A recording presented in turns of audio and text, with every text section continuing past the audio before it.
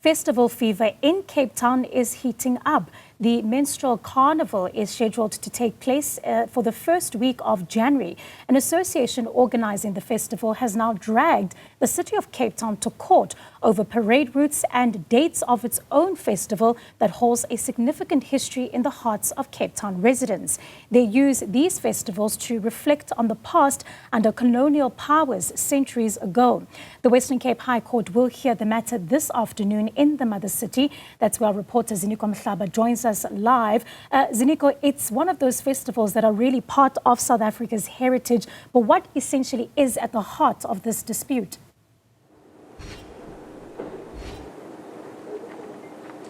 A very good afternoon to you, Veronica. Well, to answer your question directly, what is at the heart of this particular legal dispute is the date which is being changed, but also the route which is going to be used for this year's festival. So you will know that during this time, especially in the first week of January, in each and every year, the Cape Townians take to the streets in colorful clothing, but also dancing, singing, just a joyful moment for the residents of Cape Town as they enjoy the Minstrel Carnival here in the city of Cape Town. So it seems as if this year there will be two festivals. The one that is going to be happening on the 3rd of January if the court agrees, and the one that has been set down for the 5th of January. However, at the heart of this particular court case is the issue of the issue of the festival, which is set to be happening on the 3rd. Well, the organizers in this particular case, they are saying that, well,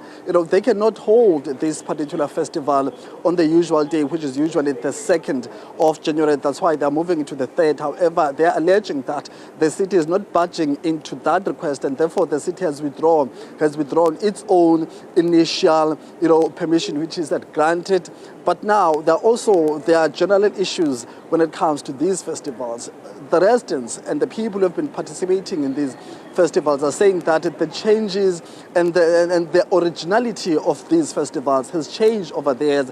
It's no longer representing, the history of the people of Cape Town. And of course, I'm joined now by some community members and also a community activist to give us more insights, just besides the court hearing that will be happening here. But, their concerns about the history and the heritage, and their concerns when it comes to what has been happening and what is set to happen in 2026 in regards to these festivals. I'm going to speak to you, Sir, first to talk to us about the issues outside the court issue that we're going to be attending to. But as a resident of Cape Town, as someone who's enjoyed these festivals for the past 10 or 20 years, what are your concerns? What has changed from your perspective? My concern is that the culture of, we must just remember this, the DA can't just do as they please. So I just want to know, why was there no consultation process? As I know, the DA don't like to consult. But the point is this, when was slavery released? And when did they sing the song, Daar Kom Die Alabama? It never happened on the 5th. So what the DA is telling us, we will dictate to you and we will tell you what to do. We will tell you to get on the horse and to get off the horse. So it's by time that the Western Cape, especially the Western Cape people, especially the colored people, must stand together and say enough is enough. So your primary issue, say, if I'm hearing you well, is the changing of the dates. Why the 2nd? Why is it so close to your heart, the 2nd of Jan? Okay, the reason why is because the slaves was released on the 2nd, on no other date. Now, what made the DA to make that decision? So the DA maybe consulted with these Cabino and Mali to change the date.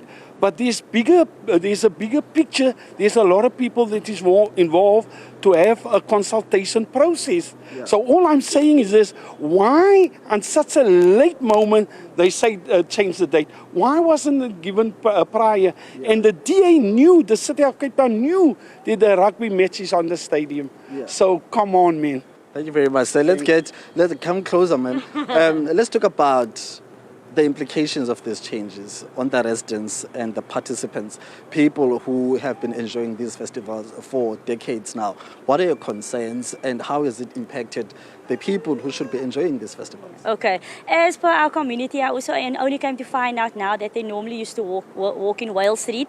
So obviously they're not going to walk here anymore. They're going to be in Greenpoint. And a lot of our people in rural communities don't have funds to travel from their place to the Greenpoint Stadium and back, and they can't also bring in their foods and the things that they generally would bring in. A lot of people camp on the roadside from the night before till the next day, and obviously they can't do that on the Greenpoint track. It's more expensive and more reserved. So it's going to obviously take the whole culture out of the whole, Klopse thing.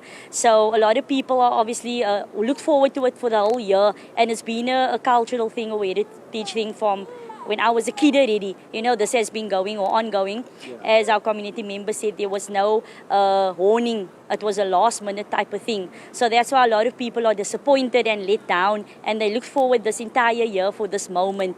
I mean, what can salvage the situation now? I'm hearing your concerns, and the city did say that they can only respond after the court proceedings. But what do you think can salvage the situation so that those people can still come out and enjoy their particular festival? Yeah. So when is the court proceedings coming out?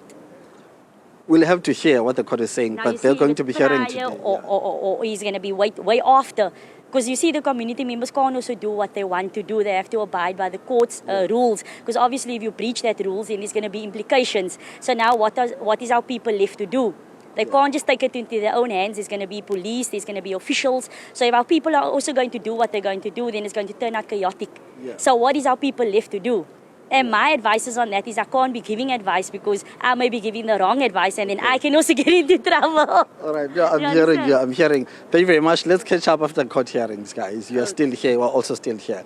Thank you very much for your time there. Veronica, those are the strong views of community members, people who have been enjoying this festival for over decades now. And historically, it started back in the 1800s when the gentleman did try to explain that the significance of that date, the 2nd of January, it is the date when the slaves back then, were given an opportunity to enjoy the new year. They will dance with other slaves from the rest of the continent, from India, from Indonesia. They will all gather in Cape Town to enjoy, some dances, some music as well. And I understand that's where even the language Afrikaans started from back in those festivities in the 1800s. So that is why they feel very strong about that particular date, which is the 2nd of January. So in about an hour's time, they will hear the matter being heard before a High Court judge in terms of what is it that these organizers are calling for and what will be the response of the city. So far, the city of Cape Town has not commented on this matter. They are saying that they can only do that after they've filed their papers challenging this application, but also then give an overview of their response and their comment on this particular matter.